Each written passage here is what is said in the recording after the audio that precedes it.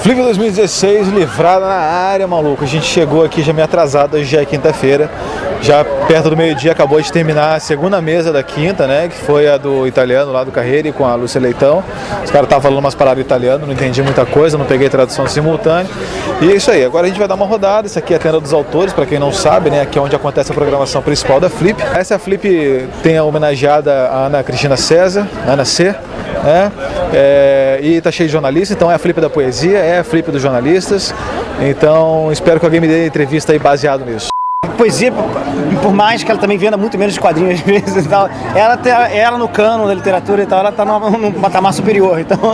Então, assim, natural que os poetas sejam mais bem tratados que os cartunistas. Os cartunistas realmente estão no lugar mais rasteiro da cadeia alimentar das artes. Você viu, não sei se saiu um texto de opinião ali que saiu na Folha dizendo que a homenagem à Ana Cristina César marcaria um certo desprestígio da fortuna, né? Acho uma coisa engraçada que, tipo assim, as razões do cara é que ela tem uma obra prolífica e ela provavelmente ainda não, enfim, tem alguma questionamento em termos de qualidade e tal. Mas é engraçado que o Oswald de Andrade foi homenageado aqui com uma obra também não muito grande, assim, na verdade ele é mais, as obras completas dele são os manifestos que ele assinou lá, que ele fez e tal.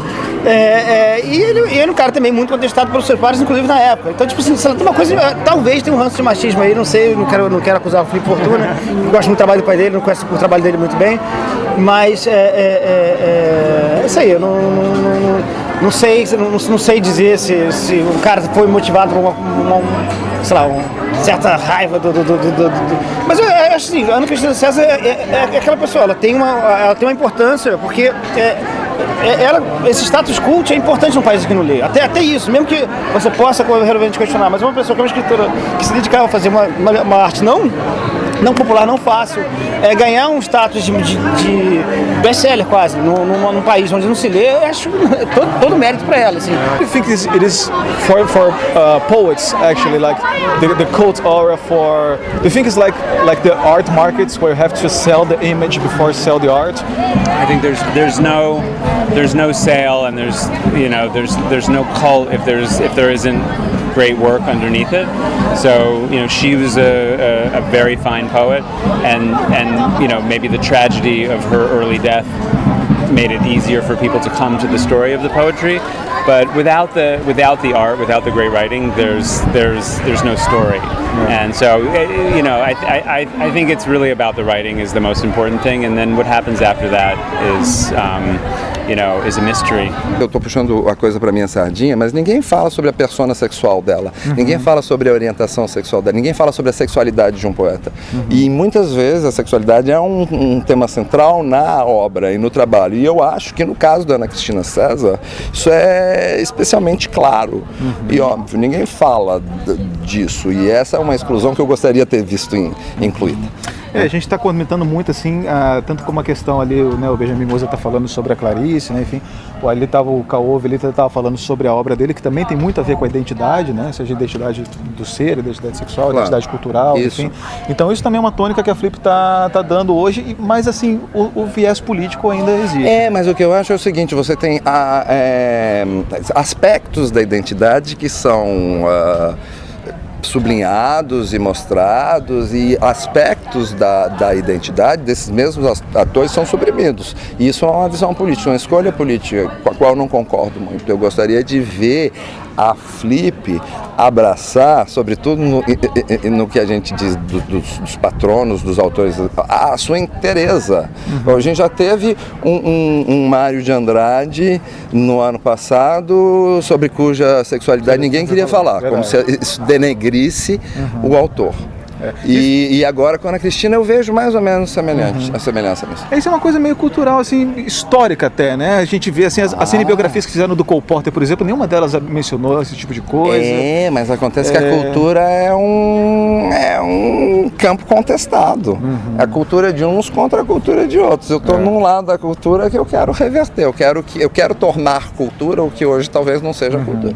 Você que tem feito bastante coluna lá na Folha, falando sobre a questão gay, enfim, Você acha que isso está entrando mais na grande mídia, em termos de discussão, não tanto, né? Enfim, você acha que isso está acontecendo mais? Acho. Hoje em dia, por exemplo, é muito raro você pegar um jornal de qualquer lugar do mundo, qualquer grande jornal, em que você não encontra a palavra gay ou LGBT na capa, na primeira capa. E eu faço isso, é uma pesquisa que eu sempre faço para escrever as minhas coisas. Pô, será que eu não estou escrevendo sobre LGBT demais, etc. Mas todos os dias no New York Times, todos os dias no Guardian, nos grandes jornais você tem essa, ou seja, a questão se tornou uma questão central, uma questão mainstream, não é uma questão mais marginal. Eu acho que as minorias sexuais chegaram a um momento de contestação mais séria mesmo e mais consequente, no Brasil sobretudo. Na pior das hipóteses, você se tornar um colunista monocódico, tem vários aí do outro lado também que estão fazendo esse trabalho. Isso é verdade. Não, eu fico muito honrado e eu gosto muito de fazer esse tipo de defesa, mas a minha coluna é no Caderno Mundo, né? Sim, ok. Muito honrado quando as pessoas, você vai ficar guetoizado, você vai ficar marcado, você vai ser autor queer, autor homossexual, é o que eu sou. E eu não tenho nenhum problema com isso. Isso aí. Isso aqui é a festa da diversidade também, né? Enfim, claro, o Bolsonaro passa longe dessa porcaria. Não, mas o Bolsonaro seria bem-vindo sempre e quando ele ficasse na sua, sabe? Live and let live. Viva e deixa os outros viverem. Inegável, não tem como esconder que a Ana Cristina influenciou toda uma geração de poetas com uma força muito grande, muito mais do que algumas poetas mais acadêmicas que o Brasil tem, que são boas poetas também.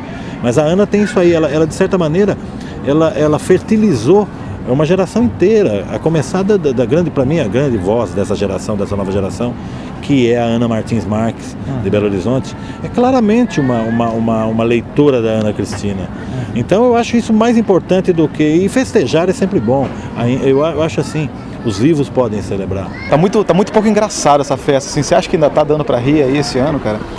Engraçado, né? Você falou, talvez eu sinta isso também. Tá até nublado, né? Tá nublado. E eu acho que talvez tenha a ver até com a Ana Cristina César, que é uma autora pesada. Melhor, assim, eu adoro ela, eu sou muito fã. Mas é pesada no sentido, ela é nublada, não é pesada, ela é nublada, assim como o tempo da Flip. E fala, né, uma autora que tá onde tem um texto impresso, tá carregado de melancolia, mas não só, até de mais forte, né, de tragédia, de suicídio. Então é uma Flip talvez mais densa do que 2 anos, por exemplo, lá do Milor. Milor, né, que tava super divertido, assim, engraçado, né? Total. Faz sentido. Eu gosto dessa... Porque não é porque é uma festa literária, né, que precisa ser uma festa sempre, né? É uma festa, precisa ser uma festa, na verdade. Exatamente. Eu faço literatura periférica, né? Então eu não vejo ninguém da periferia, não vejo negro. Eu acho que é uma festa paus de sempre. Paus de sempre, né? Eu acho que é isso também, a festa deles. A gente vem aqui por causa do off, né? O off, eu acho que é super interessante o off, né? Essas casas que promovem encontros de autores alternativos, assim como eu, poetas marginais como Chacal, entre outros, né? Acho que é isso, acho que o gostoso mesmo é a rua. Não, acho que a literatura é fundamental. Eu tenho uma opinião de que a luta política ela é uma luta essencialmente pedagógica. É uma luta de convencimento, é uma luta de produção de ideias, de troca de informação. E isso passa pela nossa escrita, passa pela nossa fala, passa pelo nosso olhar. E a literatura é decisiva para que a gente construa um mundo mais justo. Você vê que existe uma certa resistência a autores mulheres aqui no Brasil? Ou você acha que isso é sintomático? Eu acho que é uma coisa muito universal. Infelizmente, eu estou escrevendo uma biografia da Susan Sontag agora e eu vejo que é a mesma coisa nos Estados Unidos que estava aqui.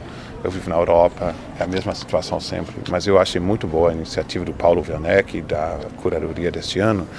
A gente tem até mais mulheres do que homens aqui de convidados e tem uma mulher homenageada. Eu acho que está indo na boa direção, mas é uma coisa que a gente tem que ter consciência dessas coisas para não achar que homem é normal, né?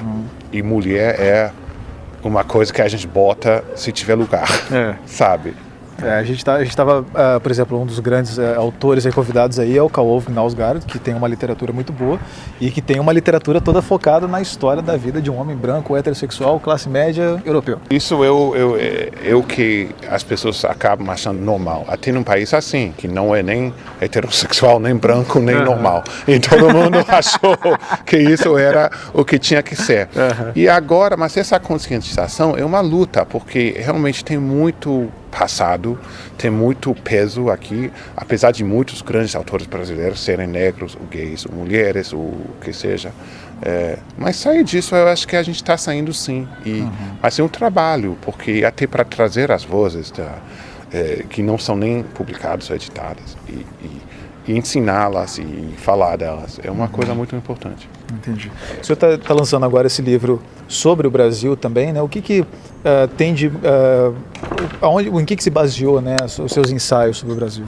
Eu tenho lido muito durante muitos anos sobre o Brasil, eu tenho vindo muito aqui e sempre me chamou a atenção essa ideia de o Brasil ser muito nacionalista de certa forma, e só falar do Brasil de uma forma meio obsessiva, mas ao mesmo tempo está destruindo o Brasil, destruindo o povo do Brasil com uma violência chocante.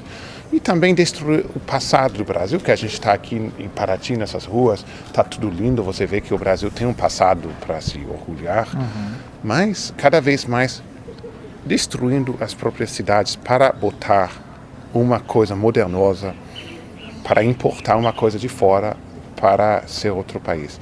E isso eu contei na história de Brasília, mas é muito a história do Rio de Janeiro também, e de São Paulo e de Recife, que foi onde começou essa história. Então eu acho que todas as cidades estão lutando com essa coisa. Na mesa, no Itaú Cultural, que o tema era de onde escrevemos, a gente se perguntou muito desse lugar, né, para além daquilo que está no tema dos livros escritos por mulheres, do espaço que elas ocupam. Porque não necessariamente uma mulher é espontaneamente revolucionária ou feminista. Não quer dizer que um livro escrito por mulheres ele vai trazer uma grande novidade estética, nem nada disso. E, inclusive, um autor negro pode ser racista. Enfim, tudo isso. Então, tem duas coisas que se colidem. Eu acho que é um pensamento estético, a literatura, e o outro que é um sociológico por trás disso. E acho que a festa, por ser pública de alguma maneira, embora se pague ingresso, mas as pessoas estão aqui, circulam e tem uma programação gratuita, é bom que se tenha uma diversidade desses lugares de fala, de escrita, lugares de fala e de escrita que é a mesma coisa. E, bom, sobre a escolha, eu acho, se eu não me engano, eu acho que é a segunda mulher homenageada, em termos de convidados da história da feira, é um número pequeno. E a Ana Cristina César, ela é fora do cânone, então ela é duas vezes interessante, por ser mulher, por estar fora do cânone, se fala de uma literatura assim que tenha pouca envergadura em termos de quantidade, mas o que é quantidade? Lavura Arcaica, um único livro, sabe, que levou agora o prêmio Camões, o Radon Assar, não é isso que dá a envergadura da obra. Não é? Então, assim, acho que as críticas em relação à escolha dela me parece pouco refletida. Ela está simbolizando outras coisas aí. Acho que uma tentativa da curadoria de contemplar isso. Acho que a curadoria ela aponta uma direção e me parece que ela quer pensar sobre isso. Entendi. Na nossa mesa, por exemplo, que se discutiu muito as autoras negras, por exemplo, a Ana Maria Gonçalves disse, bom, eu sei que quando sou convidada para uma feira internacional, eu estou cumprindo uma cota. Não necessariamente por conta da minha obra e tal. Então isso foi muito reivindicado. E o Paulo Werneck, que estava presente, ele se colocou à disposição para entender melhor de onde é que está essa obra, enfim. Então a Flip Oficial estava presente, ouvindo esse lado, essa voz que não se sente ouvida ou se sente invisível. E não me parece estranho que a gente discuta agora aqui todas as minorias, porque é um espaço de reflexão. Resumo do primeiro dia da Flip, a gente está tomando chuva aqui agora, fazendo essa passagem, pelo menos tem vinho, Casa Folha está dando várias cortesias e está involuntariamente patrocinando Livrada, porque a gente passou aqui hoje o dia inteiro gastando R$0.